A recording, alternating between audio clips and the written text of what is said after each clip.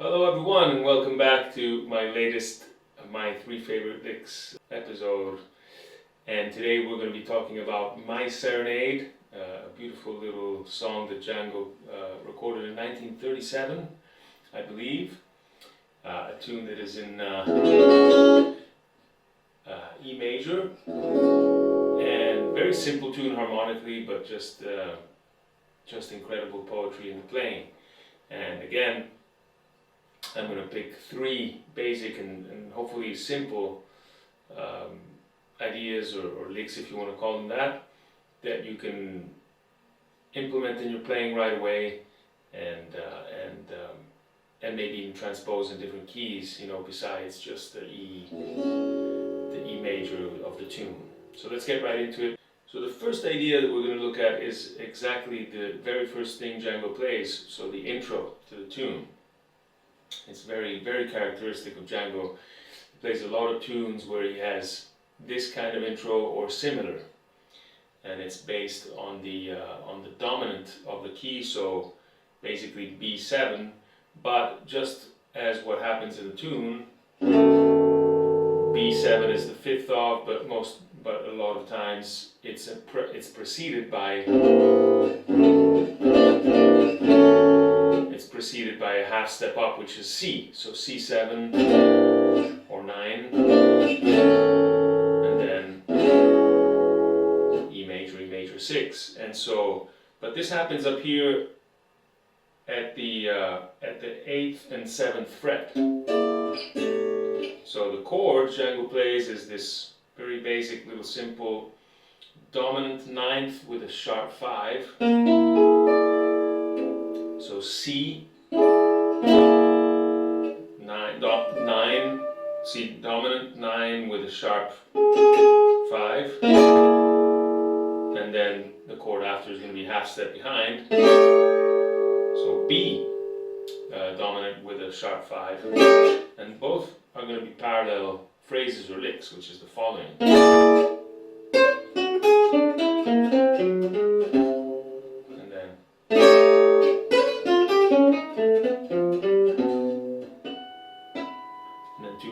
Simple arpeggios, which is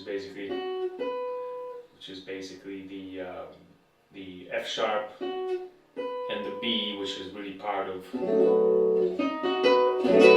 the B7 chord. So they're the perfect little dominant little intro to the tune, right? So on an alto dominant, what is a very common caller to play? It's the whole tone. So you have this whole tone scale.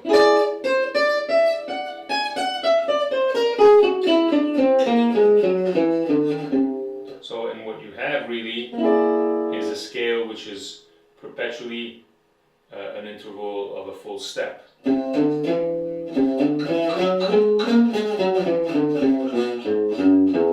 So that's your scale really, but so you can develop that whether on one string or on multiple strings or vertically like Django does here. That'll be your development on a vertical,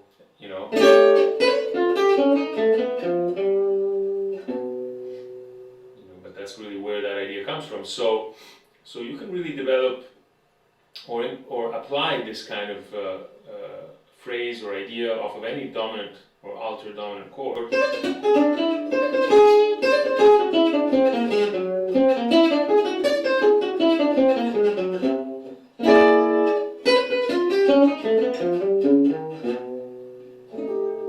You can really apply that color, that whole tone color.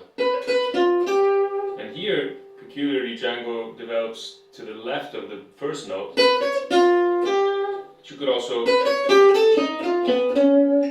come up one half step above that, right? Because the whole tone scale supports both, let's just say, directions.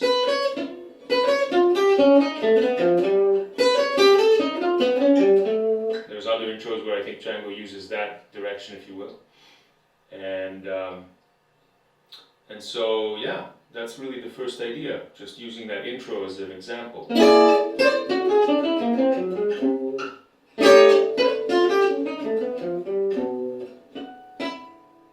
Cool, so try that when you hit dominant chords to really apply that color, that whole tone idea, and you'll see that you'll get some interesting phrases that can be repeated also every full step, right? If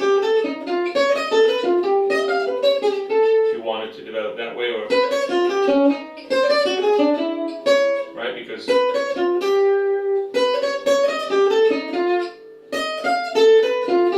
you can apply that same idea every full step, and just like for the diminished it would be every minor third. On the whole tone it's every other fret or every whole step. So for the second idea is, I think, one of Django's most incredible phrases or licks. I remember the first time I heard this, I was just taken away by the attack and by the sheer power of the phrase, and it's really nothing, if you will, special when we look at what's going on, but it's just the way it sounds. If you develop the proper technique, it's just a beautiful, powerful phrase that you can use, because it's right over E major and it actually uses the chord, right? So here it is. Right, so here it is.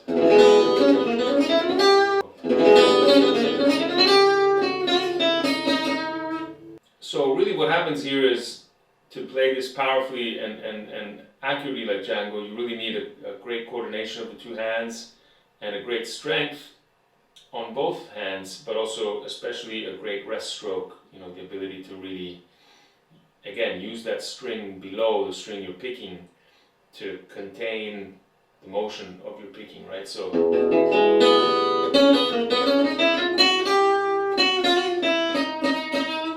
again, you're going to start with the E chord, and then it's going to go up here to that C sharp. And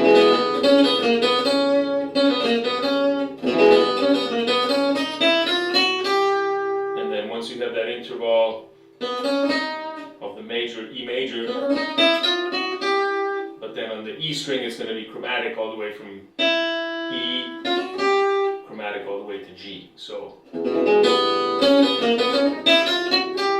and I recommend, of course, you're going to downstroke on the chord, but I would downstroke again on the C sharp, and then it's going to be all alternates from there.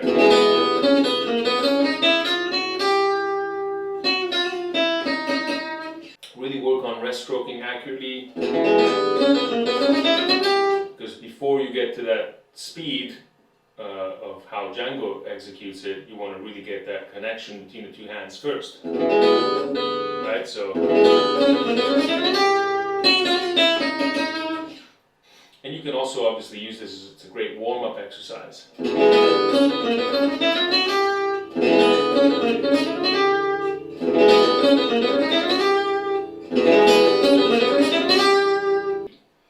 Idea number 3 happens on the B section of the tune.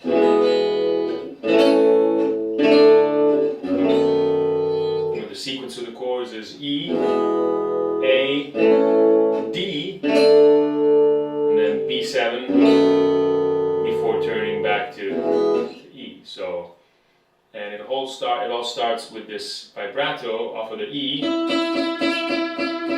which is really accentuating that E note through that strong vibrato and really strong picking. And you have this line right here.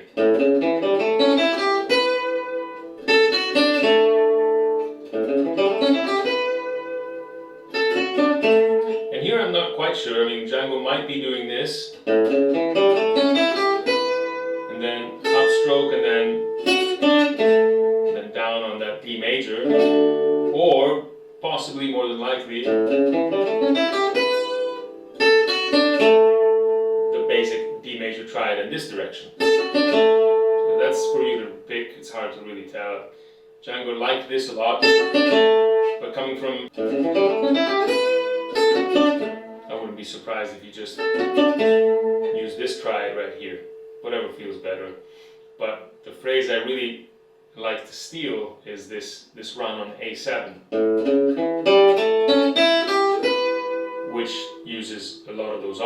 strings, which give such a characteristic sound of Django's playing, the use of those open strings. So you have open A, then obviously Django probably went with the second finger, but you know, we have the fingers, so I recommend either using the pinky or the third finger.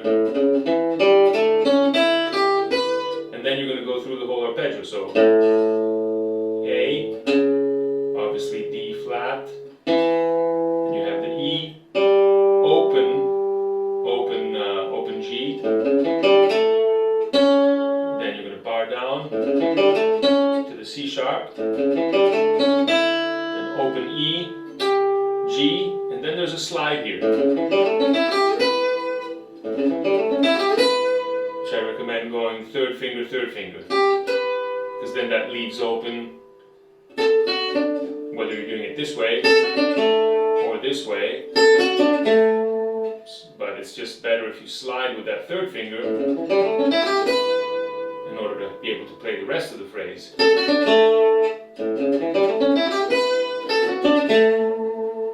then again, here you can choose whether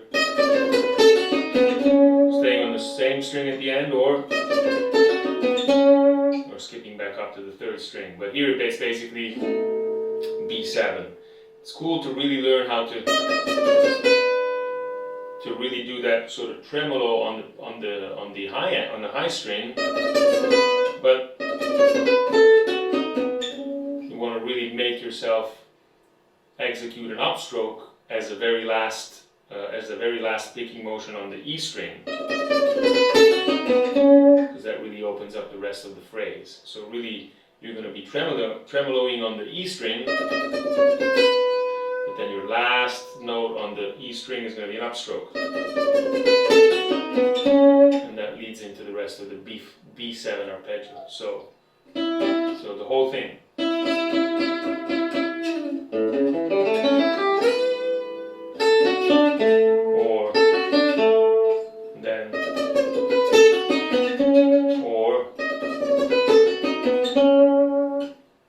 So I hope you enjoyed these three ideas from Django solo on My Serenade.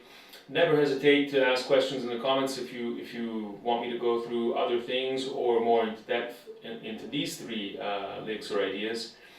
And as always, subscribe, hit the bell, so every time I come up with another one of these little transcription videos or video explanations, you'll be the first to be notified.